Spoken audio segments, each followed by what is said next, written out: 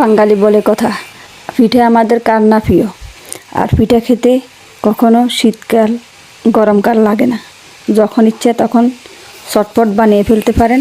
আজকে তৈরি করে দেখাবো পুয়া পিঠা কিংবা তেলের পিঠা। অনেকেই পুয়া পিঠা ফুলকো অথবা নরম হয় না, কিংবা বানানোর কিছুক্ষণ পরে শক্ত হয়ে যায়। আমার এই রেসিপিটা সম্পূর্ণ মনোযোগ দিয়ে দেখবেন এবং স্কিপ করবেন না, তাহলে একদম পারফেক্ট নরম পুয়া পিঠা বানিয়ে ফেলতে পারবেন।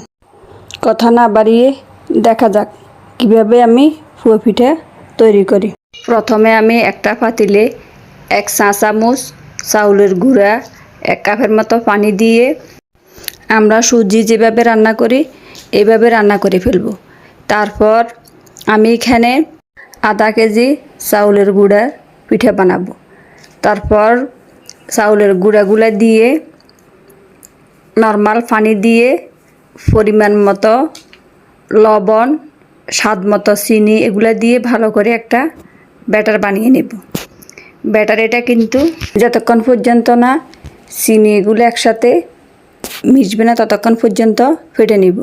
যত বেশি ফেটে নেবেন তত বেশি ফুলকো হবে, নরম হবে। তারপর চুলায় আমি পরিমাণ মতো তেল গরম করে নেব। তারপর এক এক করে পিঠাগুলো বানিয়ে নেব। প্রত্যেকটা পিঠা কিন্তু অনেকটাই ফুলকো হয়েছে, আর এগুলো খেতেও অনেক ভালো লাগবে। এখানে আমি কোনো আটা ময়দা কিছু ব্যবহার করিনি।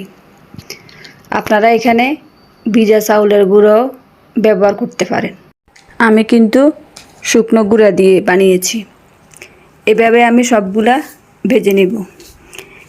এগুলো বানানো খুব ইজি, অল্প সময়ে বানিয়ে নিতে পারবেন। খেতেও অনেক ভালো লাগে। আমার দাদি নানিরা কিন্তু এভাবে তখন পিঠে বানিয়ে খেত।